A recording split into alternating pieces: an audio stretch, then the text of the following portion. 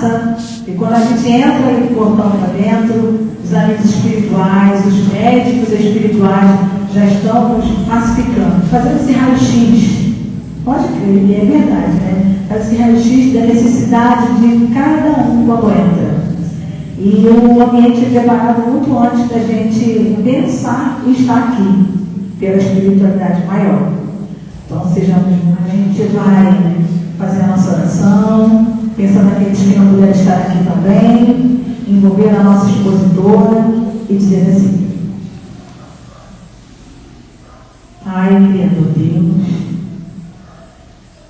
com teu amor, com a tua luz, com o teu poder, confiante sempre em ti, Pai amado, aqui estamos, abrindo os nossos corações, abrindo as nossas mentes, para absorver toda a essência medicamentosa que o plano espiritual preparou na noite de hoje.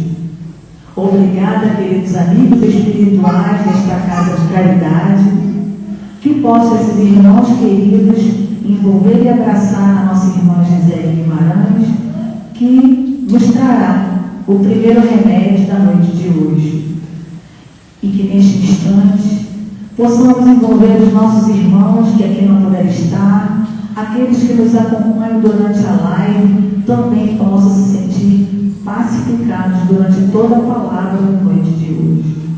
Mais uma vez, gratos estamos, Pai amado, por esta oportunidade bendita de entender, compreender um pouco mais de nós mesmos e encararmos os nossos obstáculos do portão para fora. Dá-nos força e coragem sempre. Obrigada por tudo e que a nossa noite transforma num clima de muita fraternidade e de muita paz. Que assim seja. Boa noite. Boa noite. Já me apresentaram, sou nova na casa. Gente, nós vamos fazer um estudo desse livro aqui. Deixa eu fechar. Continuar, né, Carla? Porque a gente está estudando esse maravilhoso livro, Reforma Íntima Sem Martírio. Eu já estava amarela, que eu li, mas eu confesso que eu não estudei direito, porque agora vendo esse capítulo, eu vou voltar e vou reler o livro desde o início.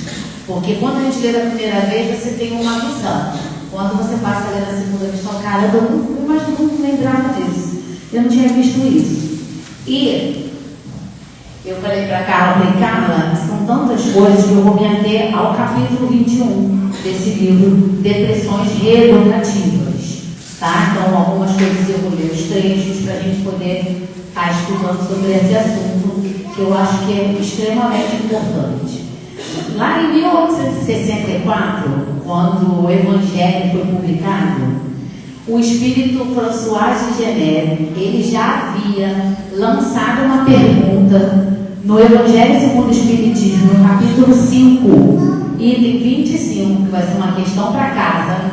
A gente vai chegar a casa, antes de dormir, a leitura para dormir vai ser Evangelho segundo o Espiritismo, capítulo 5, item 25, que tem o nome de A Melancolia. Então, gente, em 1864, Jesus, no seu maravilhoso amor infinito, com o propósito de cumprir o prometido de que nunca nos deixaria sós por esse mundo, fez, através dessa maravilhosa obra, Evangelho do Espiritismo, com que o Espírito lançasse a pergunta, que consta lá no Evangelho, que diz: sabeis por que, às vezes, uma vaga tristeza se apodera dos vossos corações e vos leva a considerar amarga a vida? Vou repetir. Saber porque, a gente sabe porque às vezes acontece de uma vaga tristeza nos apoderar dos nossos corações e nos levar a considerar a amarga a vida? Gente, 1864, quando ainda não sabíamos nada acerca de mente, de psicologia profunda, de assuntos que hoje na atualidade a gente tem como aprender, a gente entra no YouTube, a gente assiste uma aula, a gente vê uma palestra.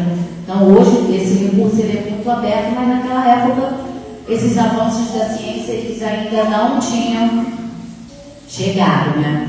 Dores essenciais, quem não as experimentar? Quem não as experimenta, né? Então a gente se coloca dentro dessa pergunta: quem nunca experimentou uma dor? Quem nunca experimentou um momento de tempestade, um momento de tristeza, um momento de profundo pesar, né? É algo que a gente começa a refletir, ele já traz para a gente logo aqui no início desse capítulo, né? Então nesse título da melancolia, lá no Evangelho, ele já traz esse tema para a gente, porque ele fazia parte daquele grupo do Espírito de Verdade, né? Para fazer a composição dos ensinos do Evangelho. Ele já trazia as questões para a gente de transtorno de humor e a relação que esses transtornos têm com a vida espiritual. Então, assim, profundamente atual toda nosso Pentateuco, todas as nossas lições contidas em todas as obras da codificação, elas são atuais. Você pega hoje e fala: caramba, lá em 1874 já falava disso. Quer dizer, a preocupação, né? A espiritualidade lançou um olhar para aquela questão e abriu um leque claro, uma visão mais clara acerca daquelas questões que, como a gente sabe, e ao longo do estudo a gente vai entender melhor como que isso se processa. Então, aqui está dizendo que, à luz da ciência, existem dois tipos de depressão. A depressão primária, que é o quadro onde a doença não depende de fatores causais para surgir, sendo em si mesma a causa e o efeito. Né? Às vezes você vê, a reencarnação, ela se concretiza aos 7 anos. Até os 7 anos, o espírito está suscetível às impressões de seus pais e às atitudes dele, a formação. 7 anos ele já começa a se mostrar como ele verdadeiramente é, ok? Então aí ele começa a se mostrar como ele verdadeiramente é, as suas questões mais íntimas, as suas mais... Nossa, mas agora está pirracento, mas agora está assim, mas agora está assado. Não, ele já está começando a mostrar quem é aquele espírito que veio para o nosso seio familiar, certo? Então, nesse momento, a gente já começa a perceber que algumas crianças manifestam um perfil mais triste, que você vê, caramba, a gente faz tudo, parece um velho de 90 anos. A gente já não ouve isso de algumas crianças: nossa, não quer fazer nada, só quer ficar sentado, não ri, não brinca, parece mal-humorado. Então, algumas situações já se manifestam desde a infância, nessa personalidade que ele traz para a vida atual. Depressão secundária é aquela que decorre de um fator causal, que pode ser, por exemplo, uma doença grave que resulta levar o paciente a ficar deprimido. Fiquei doente, uma doença muito grave. Poxa, eu sou uma pessoa ativa, independente, faço as minhas coisas, de repente eu caio doente, uma doença que vai me incapacitar temporariamente ou permanentemente. E aí eu entro num estado depressivo por conta dessa doença. Isso, depressão secundária, tá? E aí, boa parcela desses episódios de depressão primária, eles se prolongam e agravam de acordo com o tempo. Vai passando aquela coisa, vai piorando, né? E permanece, como diz aqui no livro, permanece nos limites da neurose. O que é neurose, gente? Né? Neurose não tem nada a ver com gente neurótica. Neurose, eu botei aqui do lado, é o estado psicológico que se caracteriza por uma perturbação emocional que afeta a saúde mental. Então, essa depressão primária, que já nasce, a gente já nasce sentindo no íntimo do nosso ser, ela fica nesse limite das neuroses. Nós vamos aproximar, mas lá na frente a gente vai falar mais sobre isso. E aí, são casos que permanecem sob o enfoque espiritual, graças à sua íntima vinculação com o crescimento interior. Então, ele fala à luz da imortalidade do espírito, essa tristeza do espírito que ela vai ampliando a consciência de si mesmo. E esse processo, na maioria dos casos, ele se inicia no retorno à vida corporal, ok? Quando a alma, em estado maior de liberdade dos sentidos, percebe com clareza a natureza das suas imperfeições, as suas faltas, as suas necessidades, que configuram um marcante sentimento de falência e desvio das leis naturais. Então, o que acontece? Quando a gente chega no mundo espiritual, em muitos casos, a gente já se depara com uma verdadeira realidade, que é a verdadeira vida. E lá a gente não tem máscara, a gente é o que é, a gente não tem como esconder.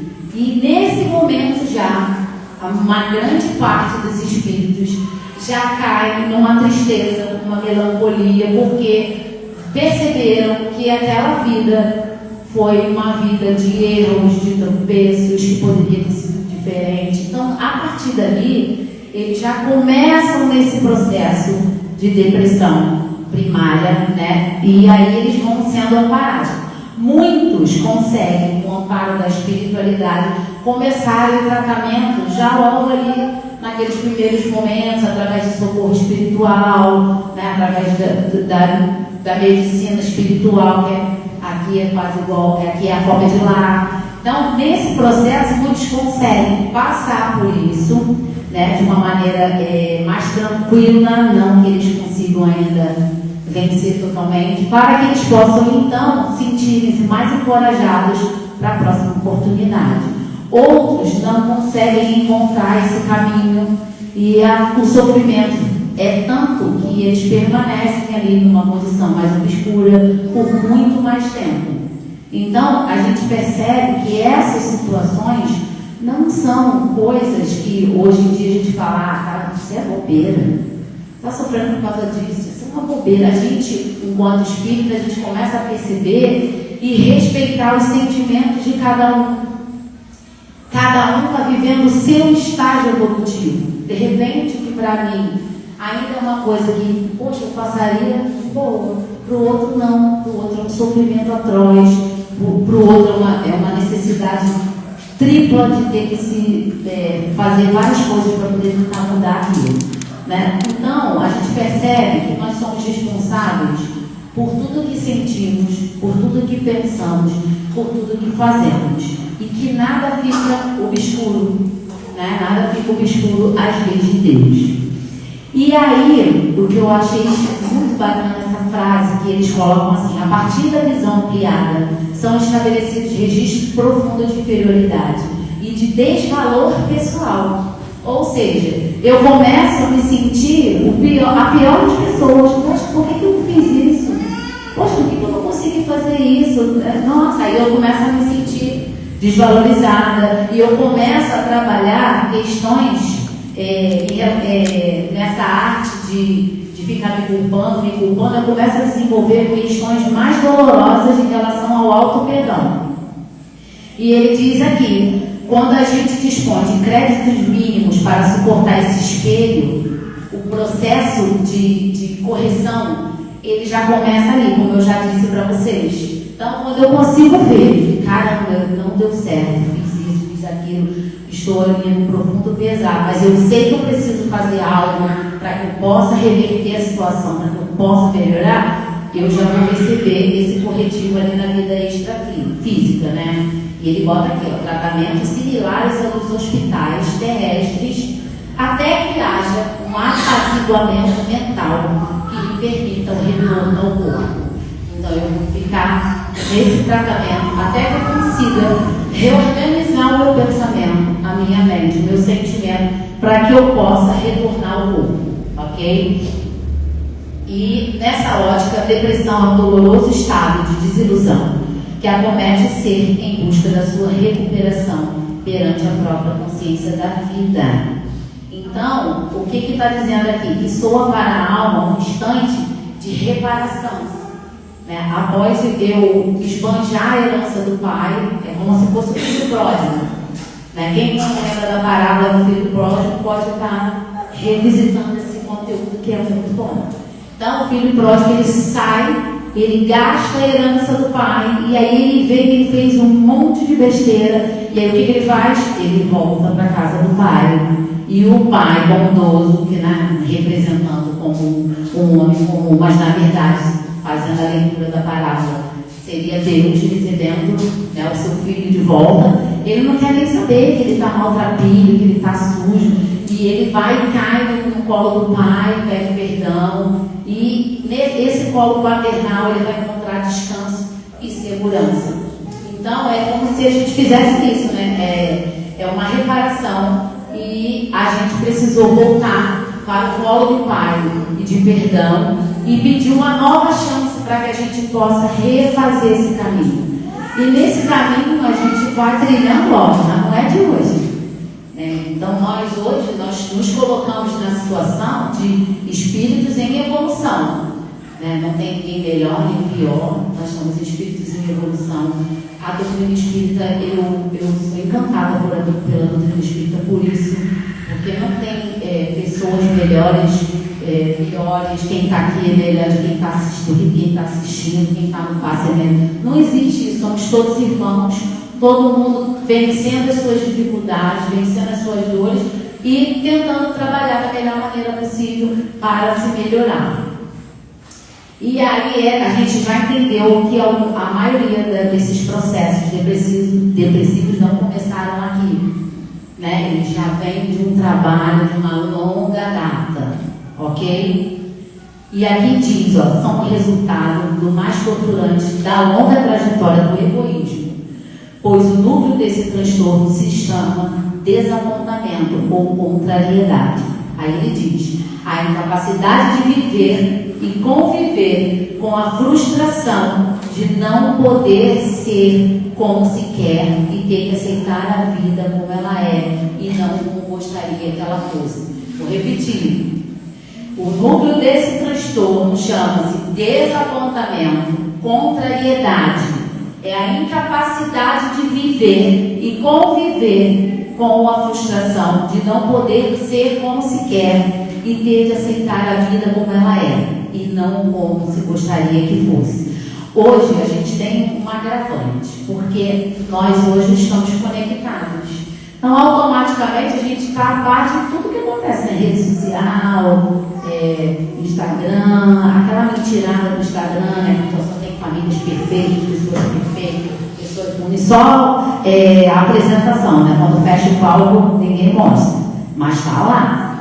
E nós, fragilizados de acordo com o nosso sentimento, a gente acaba se enveredando por esse caminho aí também, que pode agravar isso. Então, a incapacidade, a frustração de não ter aquilo que eu quero, de não ser como eu quero, né? Isso traz um desapontamento e uma contrariedade diante das situações da vida, né? Considerando o egoísmo como o hábito de ter os caprichos pessoais atendidos, a contrariedade é o preço que pagamos pelo esbanjamento do interesse individualista em milênios afora.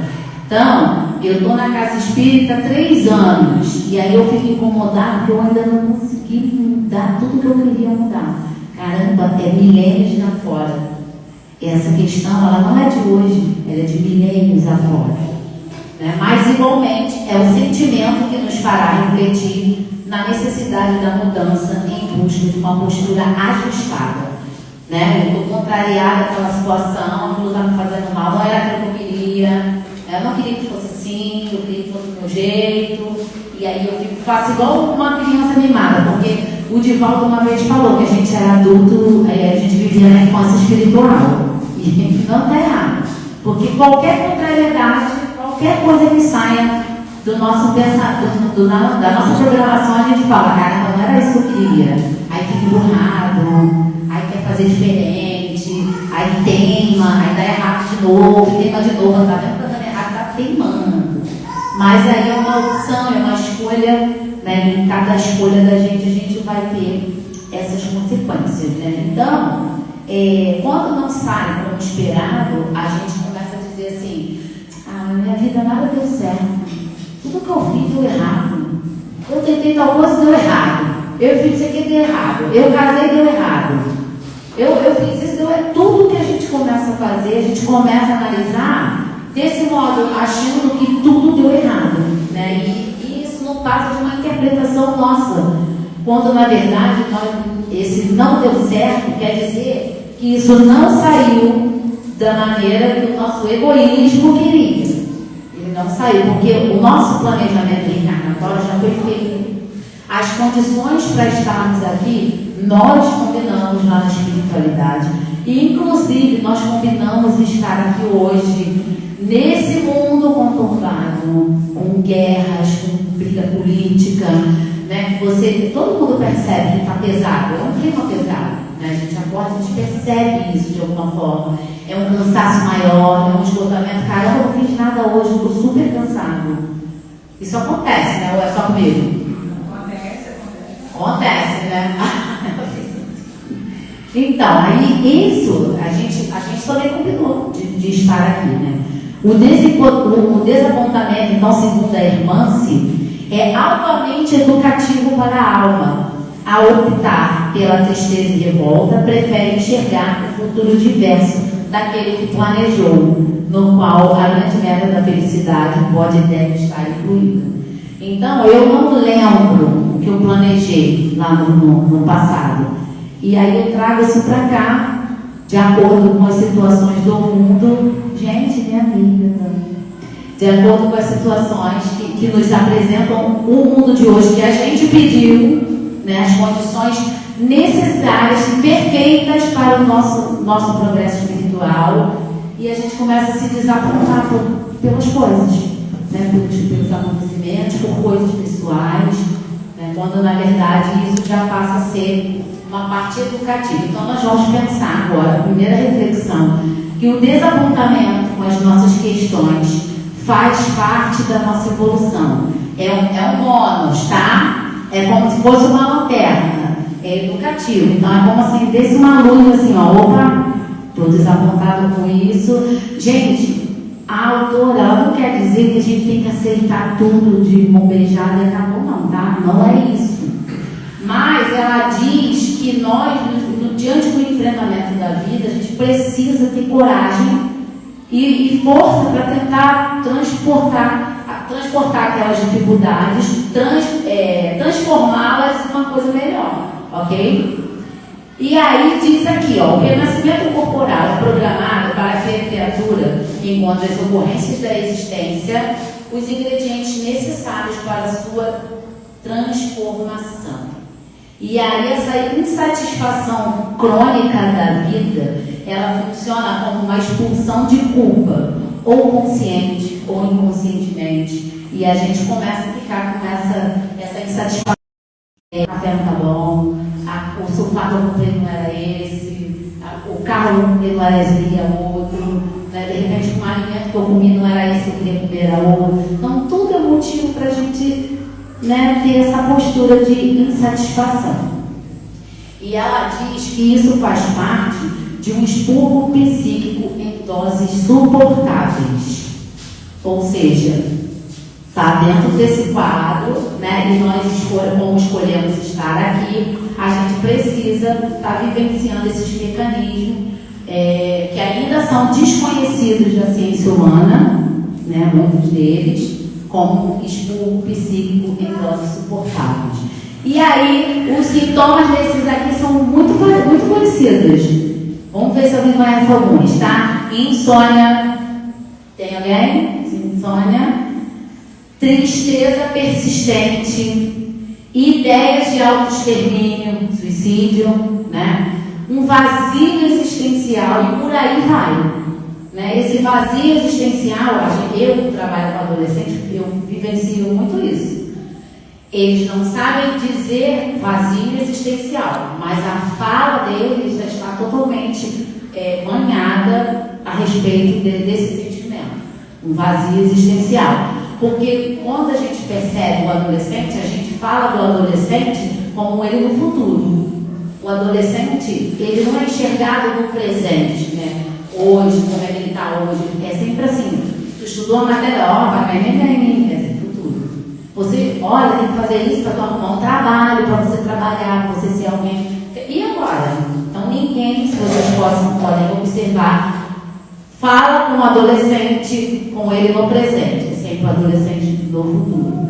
Então, aliado a isso, essa forma que a gente ainda tem desconhecida de lidar com o adolescente, juntamente com essas questões que já traz no âmago do seu ser, porque é algo intrínseco, porque ele começa, né, né, desenvolver essas depressões primárias, né, essas neuroses que vão acelerar esse processo, pode comprometer o quadro psicológico deles, né? Porque o que acontece? Geralmente, quando essas pessoas, com a maioria de nós, essas pessoas não, a maioria de nós, voltamos ao corpo físico para passarmos pelas dificuldades que a gente escolheu, o gênero das provas que a gente escolheu, a gente tem que ter a consciência de que se estamos vivenciando tamanhas dificuldades é porque o nosso ego é frágil, ok? E aí, essa tolerância às falhas e o estilo de vida que a gente tem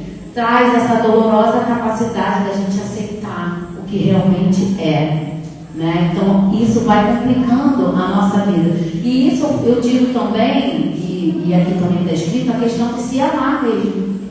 Porque a gente sempre está, na maioria dos casos, se autodepreciando, achando que a gente não foi capaz, que a gente não conseguiu porque faltou coisa, não, eu não tinha recursos suficientes.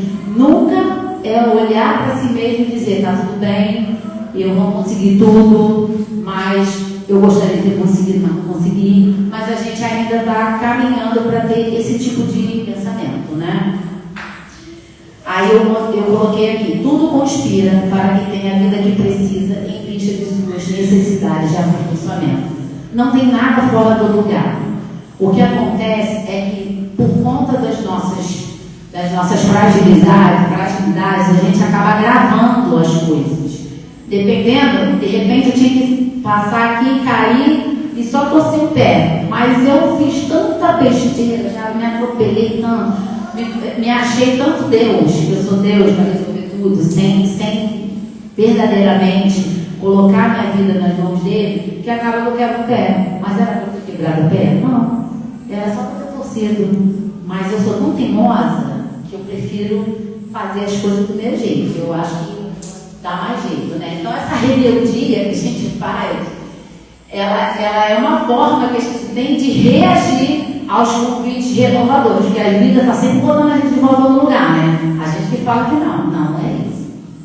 Então a vida vem, passa o vento para colocar a gente no lugar, mas a gente tem que voltar para o lugar que a gente estava. E não entende que aquele momento de vendaval foi justamente para reajustar a gente. Botar ali no lugar, mas a gente não entende, a gente vai na ventania de volta. Então o sofrimento ele é maior. Porque se eu estou contra o vento, eu vou ter mais sacrifício para poder passar, porque né, ele vem forte, eu estou indo, a situação não vai ficar das mais confortáveis, né? Aqui ele está dizendo que é tanta circunstância que a gente acaba, pela nossa teimosia, pelo nosso orgulho, pelo nosso egoísmo, tanta coisa que a gente vai acumulando, que isso passa a virar uma dor resgate. Né? Você precisa resgatar isso de qualquer forma, aqui ou em outra, de uma maneira mais demorada, né? Vamos dizer assim. E aí ela coloca como dor, resgate, medo, revolta, a suscetibilidade. O que é suscetibilidade? É a disposição especial para sentir influências ou contrair enfermidades, ok? A impotência diante dos desafios são algumas das expressões afetivas que podem alcançar a condição doentia quando sustentadas pela teimosia e não aceitar as circunstâncias que lhe contrariam os sonhos e as fantasias de realização em curso. Então, a nossa teimosia, ela vai trazer para a gente essa revolta, a impotência, né? Quantas vezes diante da vida a gente se sentiu impotente de estar realizando, de não poder ter feito determinadas coisas, de não poder, a coisa não ter saído da maneira como eu tinha planejado, né? Então a irmã ela traz isso pra gente, que isso acontece e transforma a gente numa situação crônica, né? É um quadro de insatisfação crônica. Eu vou estar sempre dentro desse contexto da revolta, do medo, né? E ela disse que o mais feliz efeito do egoísmo que age contra nós é justamente isso. Quando a gente decide abandonar a grandeza que a gente acha que a gente é grande, né? As nossas ilusões milenares de orgulho e aceitar esse sopro renovador da verdade. Então, é olharmos no espelho da verdade, no nosso espelho da honestidade, esse olhar mesmo, enxergar as nossas sombras, ver, olha quanta coisa a gente já mudou, a gente não pode, a gente não é de todo ruim, se a gente fosse ruim a gente estaria nem aqui, assistindo um estudo, que não é palestra do Glória do Dutra, assistindo um estudo sobre um livro maravilhoso, Reforma Íntima Sem Martírio. É porque a gente está aqui se propondo a mudar. Quantas encarnações nós passamos, nós vivemos que nem isso nós tivemos? Não tivemos interesse em mudança, não tivemos interesse em transformação espiritual, nada disso. E hoje nós estamos aqui. Então, é a primeira, é uma das questões que a gente precisa ter em mente bem firmes. Nós estamos dando o nosso melhor, né? Se o fulaninho melhor dele já é lá em cima, cara, que legal. Mas eu ainda não consigo, eu ainda estou botando meu pé naquele degrau. E está tudo bem, está tudo bem. Eu estou fazendo o meu melhor, de acordo com o que eu posso, com os recursos que eu posso, da maneira que eu posso e que eu consigo realizar. Né? E Deus, como tudo sabe, tudo vê, Ele está atento às nossos passos, né? E aí tem uma outra coisa também que ela coloca, que agora a gente vai falar para vocês. As depressões primárias crônicas, cujo processo detona sua melhoria espiritual, que já vem sendo relegada ao longo dos tempos. São elas: a aflição antecipada com perdas, que é a neurose do apego. Existem muitos casos onde nós nos apegamos muito às situações, a coisas, a objetos materiais, a vivência, a pessoas, e isso nos faz mal. A gente não consegue desvencilhar daquilo, a gente não consegue largar situações, né? Que aí a gente vai revivendo, porque a gente está apegado ainda àquela situação. Então eu vou estar sempre colocando ela, vivendo, revivendo ela dentro de mim. E aí a ciência, ela nos diz, ela fala da parte hormonal. Toda vez que eu estou relembrando uma situação que não me faz bem, que me deixa incomodado, com raiva, eu estou tendo o quê? Uma descarga de cortisol. E a descarga de cortisol, ela é boa ou é ruim? Quando a gente tem, o cortisol está lá no alto, a gente tem uma série de problemas. Né? E aí acometem problemas físicos em decorrência do problema emocional. Então a questão do apego é algo que a gente precisa estar muito atento. Em que eu sou apegado? Vamos fazer essa auto-reflexão, que a gente fala, não me apego a nada. Mas se a gente pensar bem, tem alguma coisa que a gente é muito apegado e a gente ainda não conseguiu se desvencilhar disso, né? Não conseguiu deixar ir. Porque é o fluxo, você tem que deixar o fluxo da água, que é muito difícil, por quê? Por conta da nossa teimosia, né? Todos nós. Extrema resistência com a autoaceitação, que é a neurose da vergonha. São aquelas pessoas que têm um medo gigantesco de serem humilhadas em público, de terem suas situações expostas em redes sociais, em momentos sociais.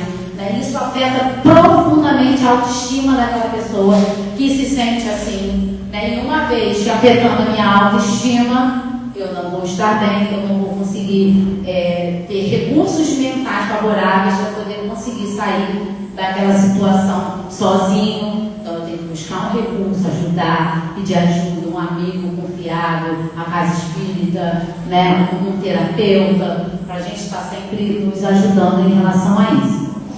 Desgaste energético pelo esforço para manter o controle, que é a neurose de domínio. Eu conheço muita gente assim. Eu vou falar quem é, não pode.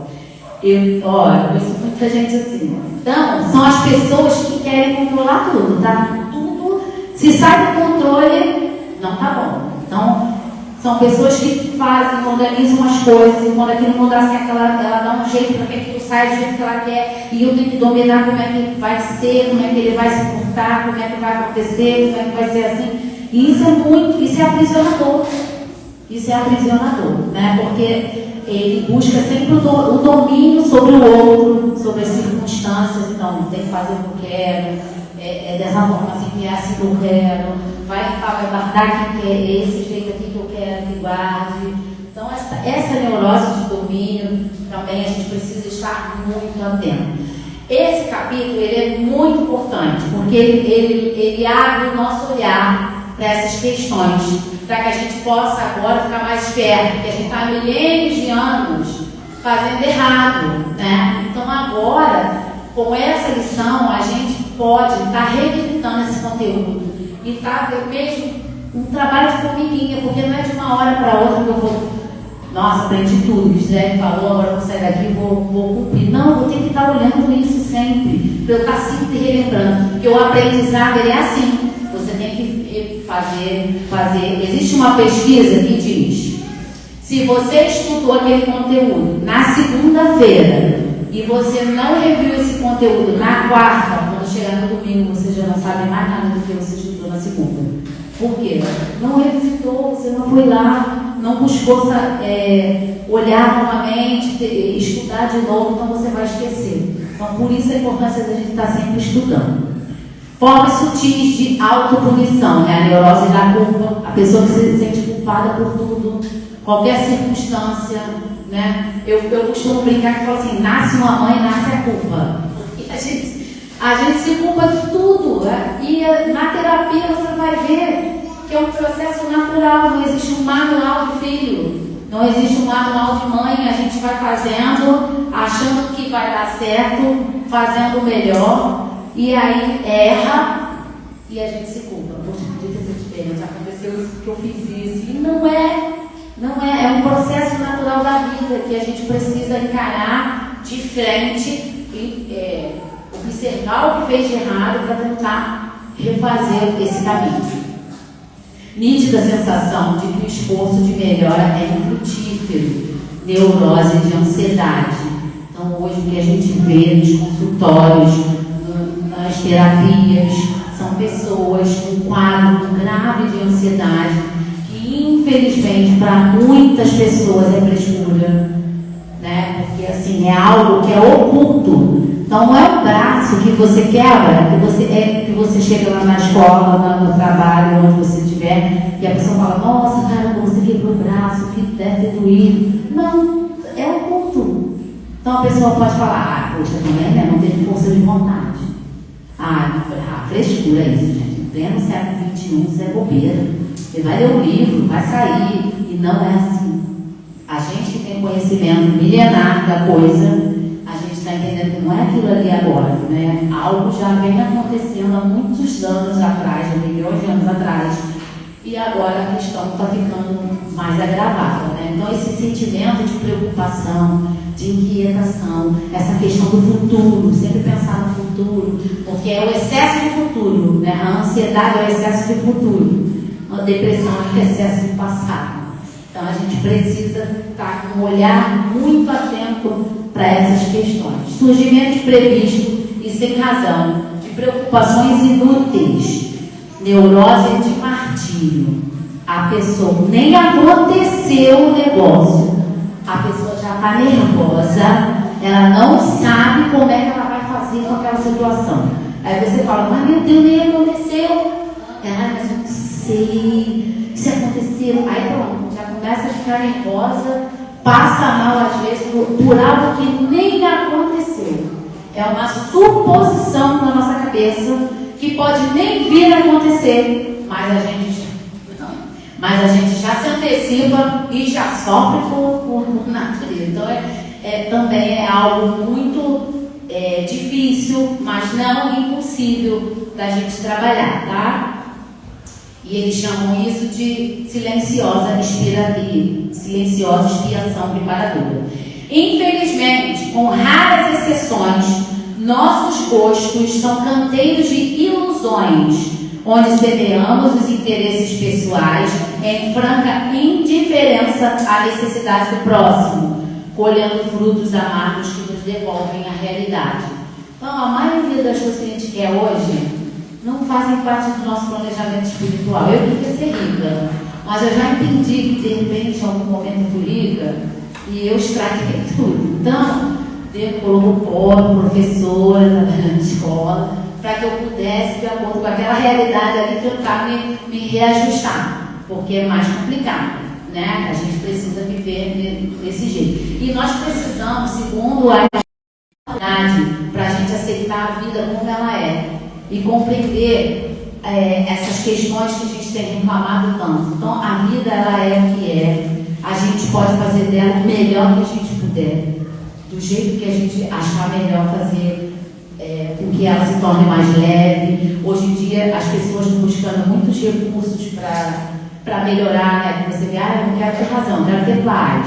Que está tudo tão tumultuado, é uma psicosfera tão densa, que a gente se perde mesmo nesse emaranhado de dor, de sofrimento.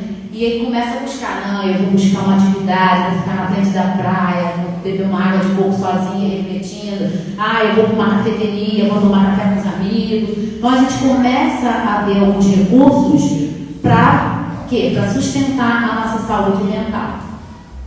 Aqui está dizendo assim um trecho que eu acho muito importante.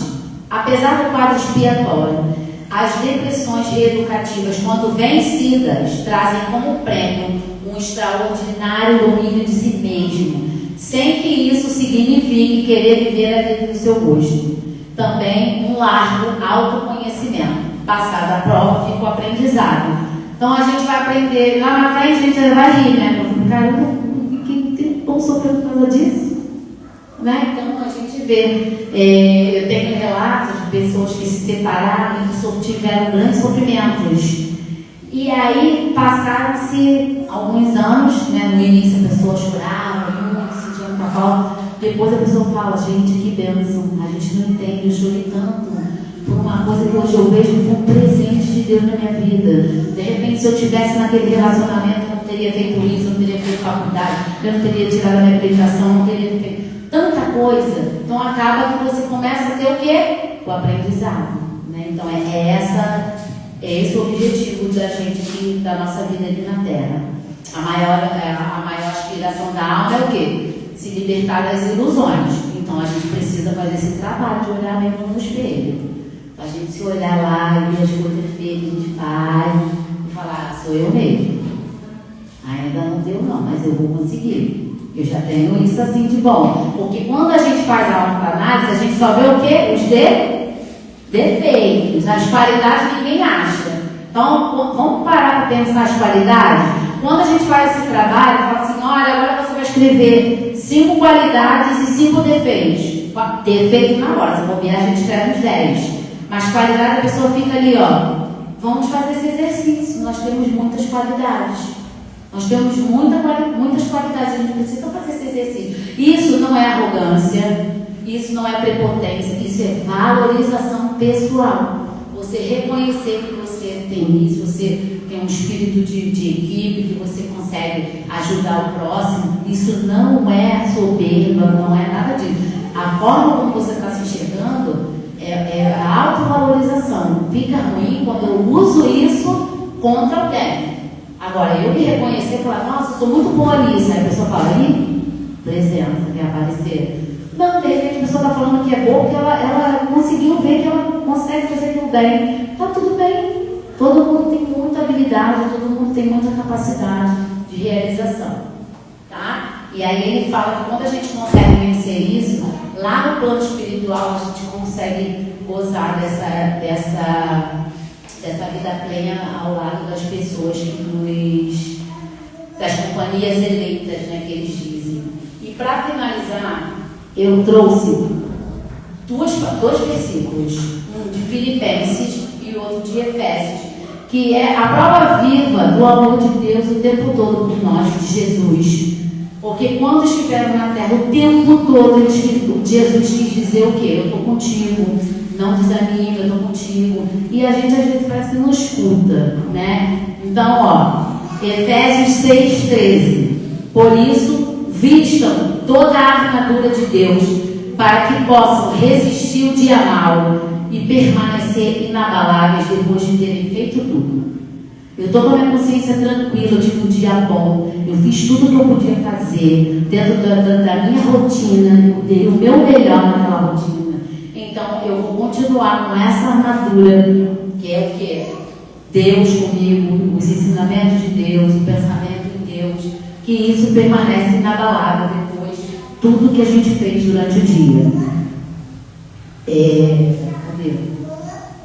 Não andem ansiosos por coisa alguma, mas em tudo, pela oração e súplicas e com a ação de graças, apresentem seus pedidos a Deus. E a paz de Deus, que excede todo o entendimento, guardará o coração e a mente de vocês em Cristo Jesus. Filipenses 4, 6, 7. Então, que a gente possa o tempo todo estar pedindo a Deus mesmo. E uma conversa sincera, dizendo: eu não sei fazer tal coisa, eu ainda não consigo pensar numa solução, eu ainda não sei como agir, mas Jesus, tu sabes. Então me ajuda nesse momento, para que eu possa conseguir vencer essa dificuldade, essa provação. E aqui em Filipenses ele fala também na questão do trabalho, a ação de graças. Então, quando a gente está muito triste, quando a gente está passando por esses quadros das neuroses que se apresentam na sociedade, é o trabalho que vai fazer com que a nossa mente volte a funcionar, com que a gente possa, de repente, se recompor e pensar numa nova rota. Mas jamais a gente pode desistir desse caminho, porque a gente tem que ter a certeza de que Deus está carregando cada um de nós no colo. Então, que Jesus possa abençoar os nossos corações.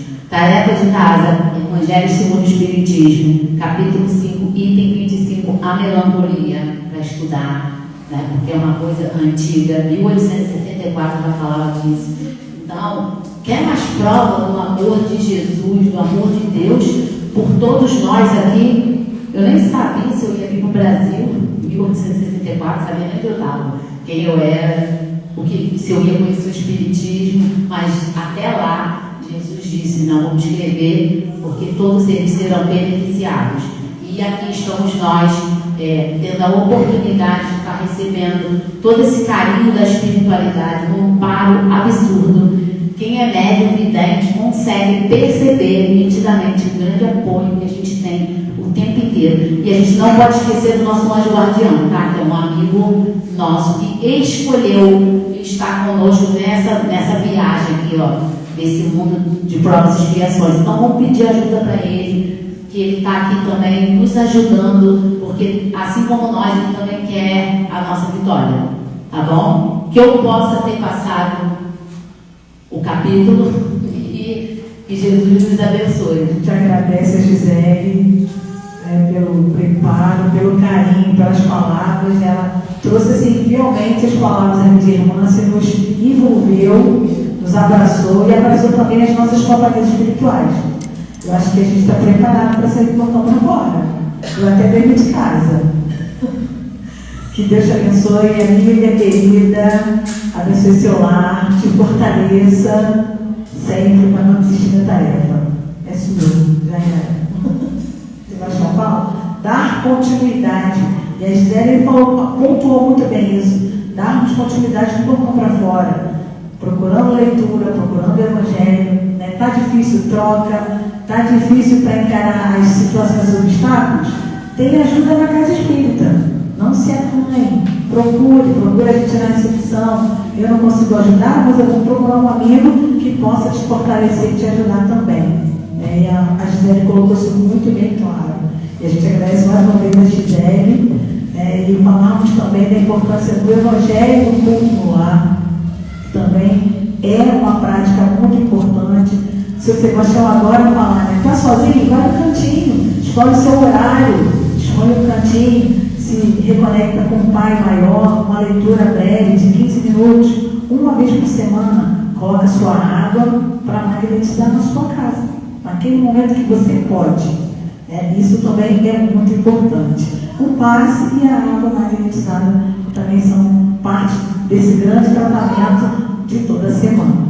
Então vamos juntos, neste momento de prece e oração, dizer assim: Senhor Jesus, meio Nazareno, médico de todas as almas, nós te agradecemos pelas palavras, pelos ensinamentos, pelas reflexões aqui pontuadas pela nossa irmã Gisele.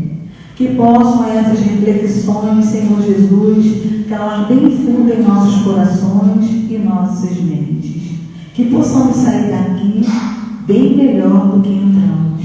Que possamos levar essas vibrações positivas, essas energias fraternais dos amigos, companheiros desta casa de oração e levarmos para os nossos lares, levarmos para os nossos queridos e amigos. Pedimos também, Senhor Jesus, nesse instante, que envolva os nossos irmãos que se encontram hospitalizados, que se encontram nos manicômios, que se encontram ainda sozinhos, que ainda não conseguem enxergar a tua luz.